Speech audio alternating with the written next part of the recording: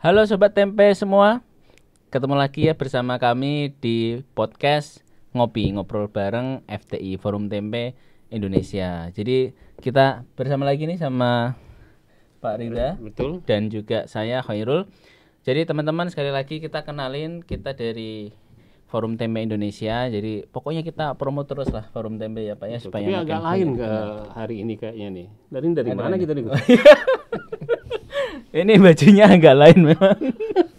Kita memang harus ini ya teman-teman ya. Kita tempe itu nggak hanya tentang budaya, nggak cuma tentang makanan, tapi ada manfaat lain teman-teman. Nah makanya kita pakai yang kayak gini nih. Ya kayaknya kita habis jogging tadi ya. Iya. Iya. Habis jogging kena AC. Wes. Jangan lupa nonton ngopi bareng kami berdua. Gitu. Oke, biar enggak ini ya teman-teman, kita saat ini kita akan membahas tempe kaitannya dengan atlet kebugaran ya Pak ya, terkait dengan bagaimana sih kaitannya dengan performa, karena tempe ini sebagai sumber protein juga salah satu yang memang punya benefit ke arah situ. Betul. Jadi narsumnya Hari ini nih agak lain lagi nih memang ya. Kalau kemarin kita ada dari Profesor Aman. Kali ini kita akan menghadirkan praktisi olahraga nih. Ya. Beliau ini ya gizi olahraga ya. Betul. Mungkin kalau googling sih gampang keluar namanya. Mungkin top of the list Iya, itu. betul. Nah, Maksudnya SEO-nya tinggi. Kalau googling set gitu. Enggak ada yang berani naik di atas nama beliau. Jadi ini menarik nih Gus, topik kita kali ini, karena kalau kita bicara tempe orang hanya bicara biasanya masalah kuliner ya.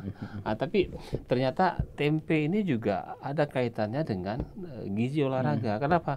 Kita tahu komponen utama tempe adalah protein. Ya. Dan protein adalah zat gizi yang paling dicari oleh olahragawan atau Sesuatu atlet yang terkait sama atlet ya. Oke.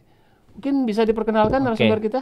Baik, teman-teman, kita sambut narasumber kita, Pak Dr. Muri Kiswari. Oke, apa kabar Pak? Mas Muri. Sehat Pak Muri Saya ya. manggilnya apa nih, Pak Dokter atau Pak? Nggak usah. Muri aja. Beliau ini sangat humble, dia manggilnya Pak Muri. Kita mengenal sebagai Coach Muri. Wes. Dihilangkan aja coachnya. Oke. Selamat datang Pak Muri ya di podcast Ngopi. Selamat datang. Terima kasih undangannya di podcast yang kece, viral, dan sangat inspiring ini, mengangkat Indonesia banget ya, tempe dari Indonesia mendunia. Betul. Nah ini yang seru nih, baru mulai aja udah ini nih. Oh kelebihan ngomong ya. Enggak teman-teman, jadi mungkin kami coba sedikit kenalkan meskipun udah kenal juga ya sebagian dari teman-teman. Jadi Pak Muri ini saat ini kalau bisa dibilang ya salah satu bahasanya apa ya, pendamping atlet ya Pak ya. Kalau kayak gitu kan pendamping atlet ya. Pendamping atlet nasional. Ada beberapa cabang ya terkait dengan bagaimana sih akhirnya peran gizi ya terutama ya Pak ya dalam meningkatkan prestasi ya sama ini mahasiswa atlet, dan beliau juga ya banyak ya kegiatan sebagai narasumber atau konsultan lain terkait dengan olahraga gizi ya terutama untuk gizi. Dan mungkin kemarin teman-teman kalau lihat di postingannya @murikoswari ya, banyak sekali di situ ada ya bagaimana aktivitas beliau sehari-hari termasuk edukasi. Kalau kita sering baca itu tentang ada istilahnya periodisasi atlet ya bahasanya ya, Pak ya. Gizi ya. Nanti kita coba lihat nih apa sih itu gitu ya. Oke, mungkin kita masuk dulu ya Pak Rito ya. Betul. Mungkin ada banyak sekali nih list pertanyaan yang akan kita akan coba berikan ke Mas Muri ini. Kayak diuji saya. Begini bukan, ya posisinya. Bukan sidang ya, bukan sidang akademis ini. Tapi memang Mas Muri, kita tahu bahwa kalau bicara tempe mungkin orang nggak, kalau dari sisi atlet ya, mungkin kalau bicara sumber protein atlet ya mungkin umumnya orang tahu misalnya telur, daging, kemudian whey protein gitu dan lain sebagainya. Nah, tempe ini kan mungkin tidak banyak orang yang kenal bahwa tempe ternyata juga bisa digunakan sebagai sumber nutrisi bagi atlet. Kira-kira seperti apa itu pendapat dari Mas Muri atau pengalaman Mas Muri? Oke, yang pertama kalau kita bicara atlet memang nggak bisa lepas ya dari protein. Jadi kalau kita bicara atlet artinya dia melakukan aktivitas atau latihan dengan intensitas tinggi, terjadi soreness ya, kerusakan ototnya pasti. Namanya atlet berlatihnya aja pasti terjadi kerusakan. Nah, ini kan perlu di recovery. Nah, recovery-nya itulah butuh protein. Ini recovery otot tadi. Recovery otot. Jadi protein ini membantu. Tapi yang perlu kita perhatikan itu sebenarnya ada 3. Yang pertama adalah kualitas dari proteinnya itu sendiri. Jadi kalau ngomongin kualitas protein, artinya kan dilihat dari asam aminonya. Nah, kalau kita bicara tempe udah nggak usah ditanya, lengkap asam aminonya kan. Betul. Itu yang pertama berkaitan dengan kualitas. Yang kedua kuantitas. Banyak orang tuh sekedar makan, tapi ternyata jumlahnya kurang. Atau ada yang harus jumlahnya tinggi dia rendah, atau yang harusnya rendah dia tinggi, karena kuantitinya nggak tepat. Nah, disinilah sebenarnya perlu pendampingan dari orang gizi. Yang ketiga timing. Banyak orang nyepelein, kapan sih konsumsi protein? Kadang-kadang orang habis olahraga tuh ya minum aja protein atau makan aja gitu ya. Padahal ketika timingnya nggak tepat, proses recovery-nya itu menjadi lebih lama gitu. Kalau bahasa Depoknya itu muscle protein synthesis. Jadi sintesis mana tuh ya? Karena Depok kan luar angkasa kan. Saya juga tinggal KTP-nya Depok. Jadi benar tuh. Jadi dengan adanya muscle protein synthesis, dia akan membuat recovery. Ototnya semakin kuat, massa ototnya semakin besar, gerakannya semakin cepat, recovery-nya semakin baik. Jadi 3 poin ini sebenarnya kalau kita bicara protein dan olahraga, bagaimana dari 3 poin ini kita bisa menempatkan dengan tepat. Nah, tadi pertanyaannya ada jenis-jenisnya macam-macam gitu ya. Jadi kadang-kadang kita hanya ngelihat bahwa yang viral tuh ini, yang sering dipakai tuh ini gitu. Tapi kalau udah di endorse misalnya oleh seseorang gitu ya. Ya kayak Pak Khoirul lah ya, banyak open endorse gitu ya. Jadi kalau kita lihat bahwa dengan berbagai macam itu, kalau kita lihat tempe itu menjadi pilihan yang menarik. Pertama, kalau kita lihat dari sisi kualitasnya, itu kan artinya kualitas dari asam aminonya lengkap, bagus. Benefit lainnya di dalamnya tinggi zat gizi mikronya. Kemudian bentukannya padat gitu ya, bikin kenyang lebih lama. Dan kalau kita lihat lebih dalam dengan adanya fermentasi, jadi membuat penyerapan zat gizinya tuh semakin cepat. Jadi orang tuh kadang-kadang ngelihatnya tuh tempe makanan biasa gitu. Remeh aja kayaknya gitu ya. Padahal itu luar biasa loh. Kalau kita bicara tempe, cuma itulah harus diviralkan di sini. Tolong Mas Irul ya kan udah centang biru, jadi harus sering posting. Betul, followernya udah banyak ya. Luar biasa, ngeri. Kemudian gini nih, ini kan kalau saya pernah membaca di sebuah artikel, contohnya kenapa nih khususnya dalam cabang sepak bola ya. Hanya mencari 12 orang dari 270 juta penduduk Indonesia itu susahnya minta ampun gitu ya, harus sampai naturalisasi dari Belanda segala macam. Konon katanya orang Indonesia itu dari sisi pola makan sudah salah dari awal. Saya nggak tahu apa kebanyakan makan gorengan kali ya. Jadi itu juga mempengaruhi terhadap kualitas atlet gitu ya. Itu apa benar pengaruh pola makan sampai mempengaruhi kualitas atlet? Itu seperti apa kira-kira? Nah gini, kita ibaratkannya yang gampang aja. Jadi atlet karena terus dilatih kan? Iya. Orang yang rutin berolahraga terus dilatih, ibaratnya tuh mobil, bukan mobil biasa, tapi mobil balap. Gizi ini bahan bakarnya. Kebayang nggak mobilnya mobil balap, bahan bakarnya premium oplosan? Percuma kan? Batuk lah dia. Nah itu poin pertama. Poin kedua, jangan-jangan yang harusnya diisi bensin diisi solar. Apa jadinya? Masih muda pensiun jadi atlet. Cedera terus menerus. Tuh yang kedua. Yang ketiga, ini dengan seiring banyak informasi gitu ya, bagus nih bahan bakarnya, oktannya ditambah jadi tinggi gitu kan, bagus bahan bakarnya, tapi nggak pernah diukur tangkinya 40 liter, hanya diisi 10 liter, kenceng tapi nggak sampai finish. Jadi kalau di sepak bola tadi, kita mindsetnya adalah olahraga yang berlangsung 90 menit, benar nggak? Betul, betul. Padahal kalau kita, karena saya basic sarjana, saya adalah sarjana pelatih. Jadi saya ngelihat sepak bola tuh bukan 90 menit, tapi 120 menit. Nah, ketika beda konsep, jadi kita biasanya kalau kita konsepnya olahraga tuh 90 menit, di menit 75, 80 tuh udah tinggal 5%, 10% kan? Makanya sering kali kita lihat kalau udah babak kedua tuh udah kacau mainnya. Itu karena udah kondisi kita tuh udah tinggal 5%, 10%. Tapi beda kalau dia mindsetnya adalah 120 menit. Yang terjadi adalah ketika menit 80, mending saya habisin nih, push gitu kan. Makanya banyak kejadian gol krusial itu di injury time. Di menit 85 sampai ke 95, itu kan krusial. Mereka habis-habisan karena tahu nggak akan ada pertambahan dan sebagainya gitu ya. Sementara tim kita udah habis. Itu beda konsep sederhana gitu ya.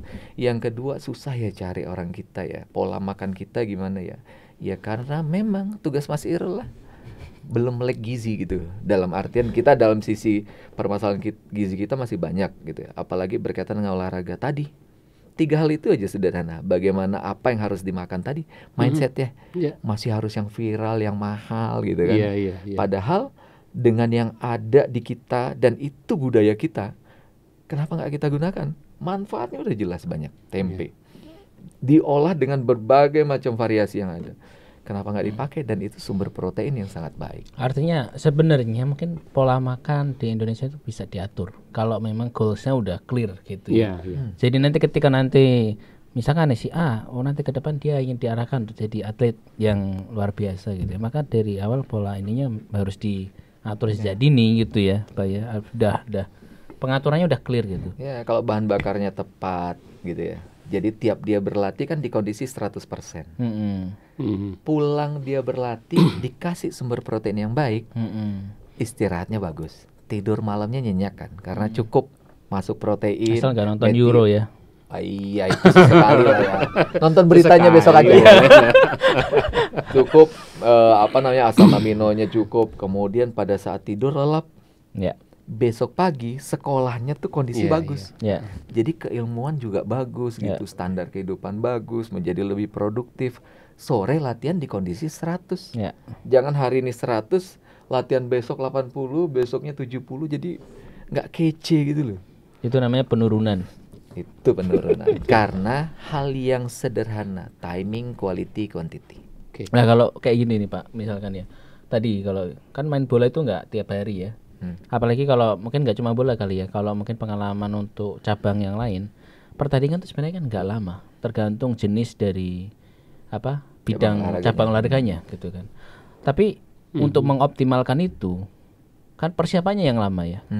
Kemarin sempat viral tuh, ada yang panjat tebing ya, itu kan kanan kiri Indonesia sama negara lain. Itu selisih hanya sekian detik, tapi sekian detik itu yang menentukan Indonesia jadi lolos ke Olimpiade nanti ya. Nah, yang jadi pertanyaan begini, untuk mempersiapkan tadi di dalam pertandingan sehingga jadi optimal, itu kan ada tahapannya ya, bahasanya yang tadi periodisasi ya. Kira-kira di dalam proses periodisasi itu kan yang tadi dibahas namanya latihan, karena kalau udah tanding kan nggak bisa dibilang latihan ya, itu mah udah tanding aja. Nah, di dalam proses periodisasi ini kira-kira apa sih sesuatu yang harus diperhatikan? Kayak misalkan tempe sebagai sumber protein, tapi memang ini ya plant based ya, itu apakah bisa menjadi salah satu hal yang bisa membantu untuk periodisasi ini? Karena kalau ngelihat itu sebenarnya kan ketika bagus, hasilnya juga bisa ke arah yang positif gitu. Iya, benar banget Mas Irul. Jadi memang periodisasi panjat dinding, selisihnya itu 0,0 sekian detik. Sprinter, betul. Itu kan kita latihan 5 tahun, 10 tahun tuh hanya buat lebih cepat 0,5 detik gitu kan. Kebayang nggak kalau latihannya tuh ala kadarnya? Dari sini nih, dari Tebet nih, mau ke Depok, lari. Kalau nggak tahu jalan, nggak punya periodisasi, bisa jadi mau ke Depok tuh lewat Tangerang, nembus ke Darmaga, baru ke Depok, bisa jadi kan? Bisa lewat Bekasi, ya kan, kemudian ujung-ujung Cilengsi, baru ke Depok, karena nggak tahu jalan Mas, nggak ada mapnya. Yeah. Nah ini yang memang perlu di map itu, artinya kan latihan bulan ini begini bentuk latihannya, bulan depan begini. Oh latihannya intensitas tinggi, proteinnya tuh nggak bisa lagi kita pakai 1,2 sampai 1,4, kita pakai 1,6 sampai 2,2 gram per kilogram berat badan. Nah ini nih. Nah protein 1,6 itu artinya apa nih? Jadi proteinnya itu kita menghitungnya adalah berat badan kita dikali dengan kebutuhan protein kita. Jadi kalau olahraganya ringan, cukup 1,2 sampai 1,4 gram dikali berat badan. Jadi setiap orang beda kan? Jadi kalau orang yang mau persiapan atlet tuh nggak bisa sembarangan makan protein. Itulah makanya orang gizi tuh harus bangga di bidang gizi olahraga, karena Anda knowledge-nya ada di situ. Jadi kalau ngitung-ngitung berat badan Mas Irul berapa, kali aja tuh kebutuhan proteinnya gitu. Nah itu buat kita menentukan berapa banyak. Bisa jadi saya makannya tempenya 3, bisa jadi teman saya 5. Itu tuh nggak ada pertanyaan lagi kalau sudah paham. Yang jadi masalah adalah kadang yang ditanya nggak paham. Saya orang awam nanya nih, makan tempe enak, bagus nggak ya proteinnya ya? Bagus. Karena yang ditanya tuh nggak paham, jadi kayak orang buta mimpin orang buta, nggak tahu. Makanya Mas Irul posting terus tentang manfaat tempe. Jadi buat orang tuh kemudian semakin dekat gitu loh, karena itu makanan sekitar kita loh. Dibandingkan beli yang mahal banyak. Jadi gini Pak, pengalaman saya tuh banyak pengurus cabang olahraga yang kemudian mengeluhkan mahal ya ternyata memenuhi asupan protein tuh, karena yang dilihat adalah weight. Iya, impor, kemudian harganya ratusan ribu per kaleng dan lain sebagainya gitu. Kalau kita lihat di sekitar kita itu banyak banget. Tapi artinya gini Pak, kalau dipenuhi tadi dari kalau whey itu maksudnya konsentrat atau apa? Ya macam-macam, mau konsentrat, mau hydrolysis, mau artinya bukan dalam bentuk pangan ya? Isolate ya. Kalau misalkan dia bentuk pangan kayak tempe gitu ya. Kan tempe juga ada isolatenya tempe ya. Isolate dari kedelai sih paling sekarang. Ya tapi jarang digunakan. Tapi jarang dipakai memang. Nah itu lebih prefer mana? Karena kalau misalkan pangan kan lebih gampang dan kalau prinsipnya gini, sederhananya gini. Emang butuh banget ya? Ya, itu. Emang levelnya elit banget gitu. Iya. Kalau misalnya sasaran tempe ini untuk yang elit banget gitu ya, sedikit pasarnya jadinya. Sih? Iya betul. Justru banyak orang yang senang berolahraga nih, dengan dia konsumsi, ngapain sih dibikin isolate, concentrate gitu. Dengan makan bentuk whole food gitu ya, bentuknya tempe.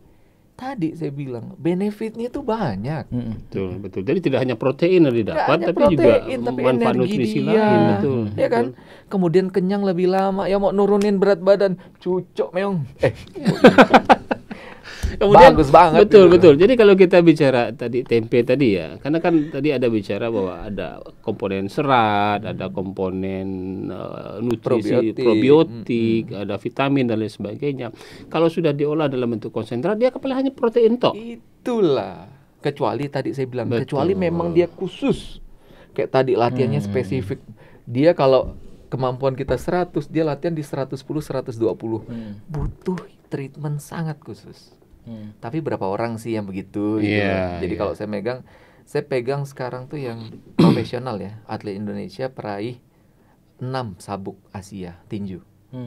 Jadi nanti akan berangkat ke Vietnam untuk ngambil gelar ke-7. Jadi atlet tinju ini dia memang latihannya satu harinya tuh 6 jam. Kebutuhan kalorinya tuh sampai 9.000 Mas. 9.000? Habis. Gak ada masalah, badannya juga gak kelebihan. Karena tinju itu kan ada ukuran berat badan. Betul. Dan dia profesional, dia swasta, dikelola oleh swasta. Jadi dia tahu bahwa hidupnya tuh memang di situ gitu. Jadi saya ngitungnya juga benar-benar presisi. Ada tambahan, tapi saya tahu nih kapan nih pertandingan masih lama. Ya nanti bisa aja kali. Saya bisa manfaatin yang lain karena dia banyak latihan yang lainnya. Kayak tadi atlet taekwondo, 2 menit kali 3. Kan latihannya nggak sampai berjam-jam, tandingnya. Tapi latihannya 5 jam, 7 jam. Nah, kan, jadi kan beda ya. Betul. Dan di kita ini satu lagi, gengsi. Gengsi tentang nih, apa? berangkat ke Jordan. Berangkat ke Prancis. Yang Olimpiade. Olimpiade sekarang. Oke. Pertanyaan saya, kan kalau kita bilang dari periodisasi, kalau kita mantepin di tahap persiapannya, menjelang jauh hari menjelang pertandingan, impact-nya tuh bisa 80-90%. Tapi kalau hanya diperhatikan pada saat pertandingan, efeknya tuh hanya 10-20%. Jadi kan mending ngejar yang banyak nih. Nah, biasanya makan tempe pas latihan. Pas tanding tuh sering banget saya kalau misalnya atlet kita ya, dari zaman dulu saya bantu atlet, Mas Muri, udah di Jepang tanding nih, masa makannya tempe, masa makannya pecel ayam, paham nggak maksudnya? Iya. Mumpung di Jepang, mumpung di Itali, spaghetti nih, udon nih, gitu loh. Iya. Itu tuh gara-gara, padahal makanan yang dimakan saat latihan dan saat tanding itu harus sama. Oke.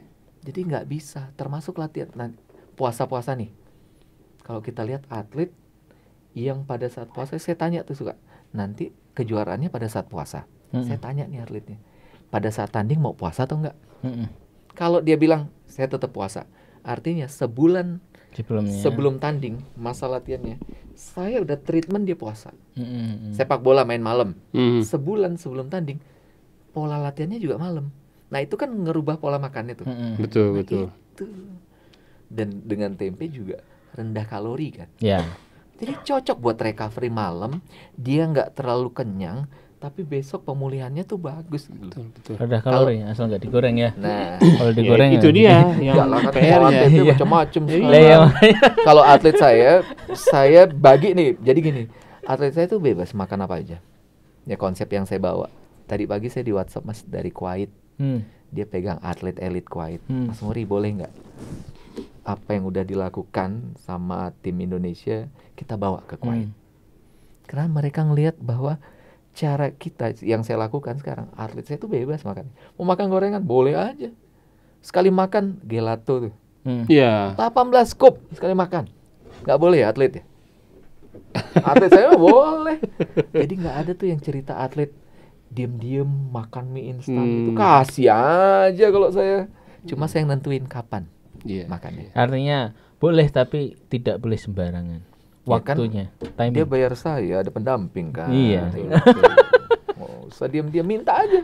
Mas Muri, saya pengen makan ini. Oke. Disiapkan gitu ya. Iya. Ini berarti sebenarnya kalau bicara potensi tempe untuk atlet ini bukan hal yang baru dan bukan hal yang asing lagi sebenarnya. Dan manfaatnya yang perlu diingat bukan hanya ngomongin protein, tapi manfaat dari zat tempe itu lebar banget. Antioksidannya tinggi.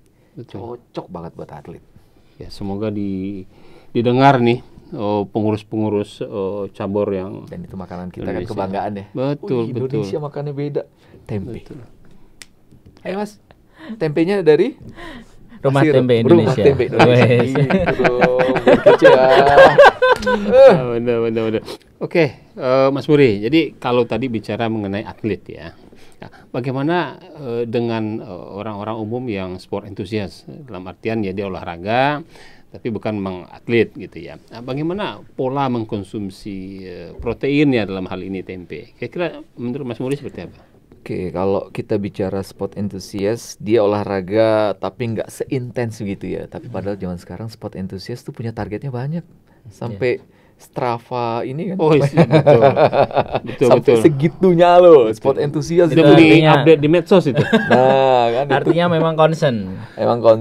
Jadi memang kalau kita lihat seperti itu, sebenarnya zaman sekarang juga orang lebih peduli ya dengan kesehatan. Awareness lebih tinggi ya sekarang ya. Rasa pengen olahraga juga tinggi, tapi kadang-kadang kan baru A sampai B, pengennya sampai F sampai G gitu loh, loncatnya gitu kan. Pengen kalau bisa cepat kenapa lama gitu kan.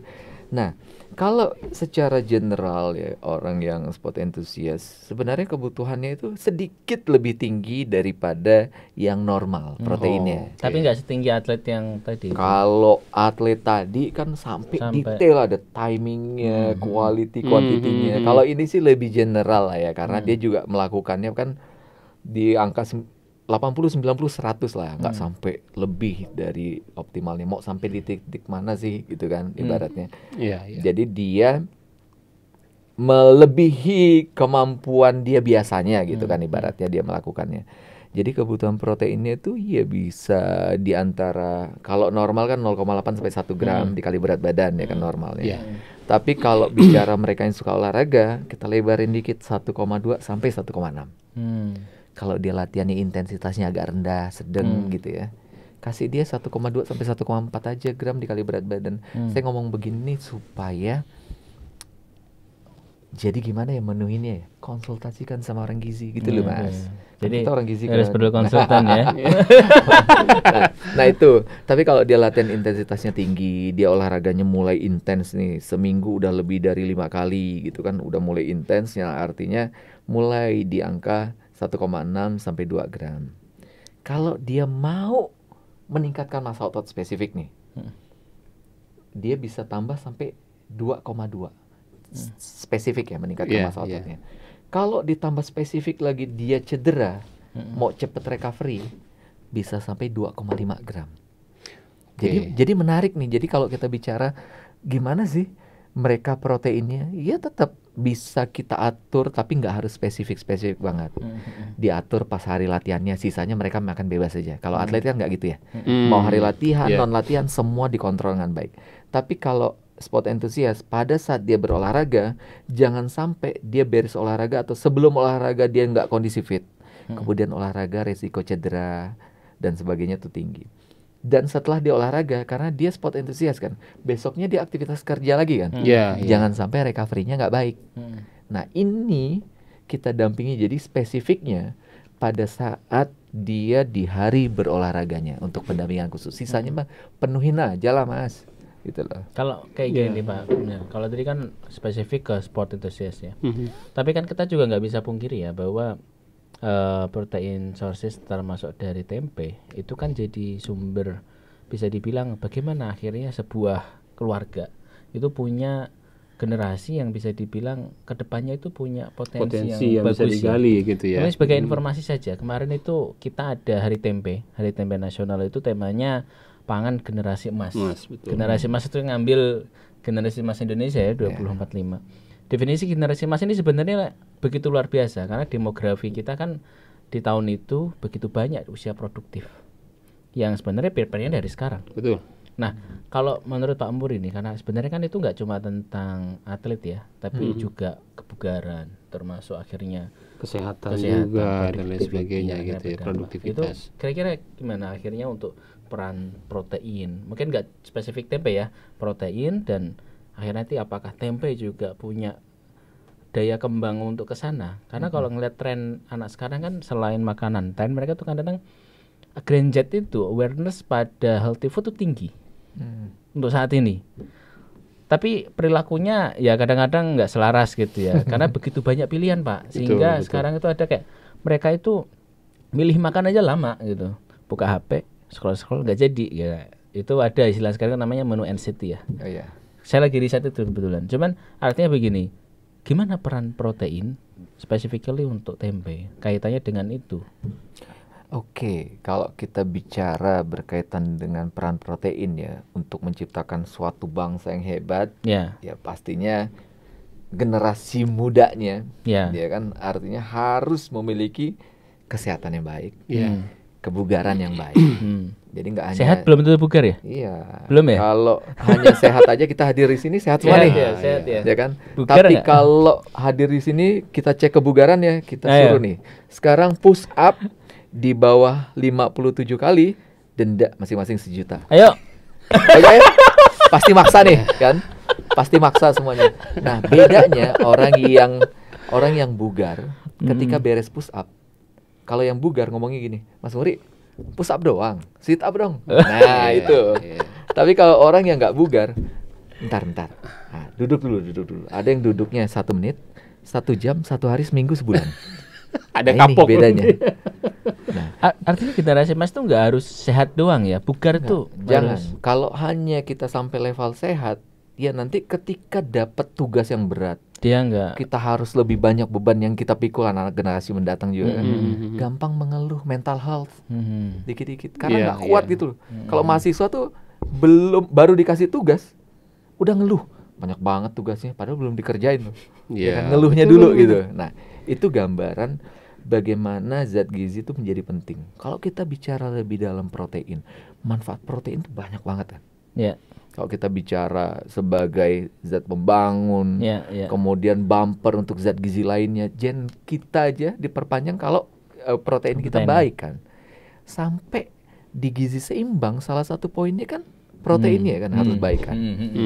Kemudian sekarang permasalahan stunting, protein juga disorot kan. Pertumbuhan anak sekarang proteinnya disorot. Karena memang data kita, protein kita tuh kurang kan. Yang perlu dicukupi. Mungkin gambaran kita semua adalah protein itu tadi, daging, Iya, susu betul. gitu kan. Jadi yang menjadi concern, susu, penduduk Indonesia konsumsinya masih rendah gitu kan. Padahal tempe ini sehari-hari loh. Ya kan? Iya, iya. Dan bisa dikonsumsi, itu kan manfaatnya banyak sekali.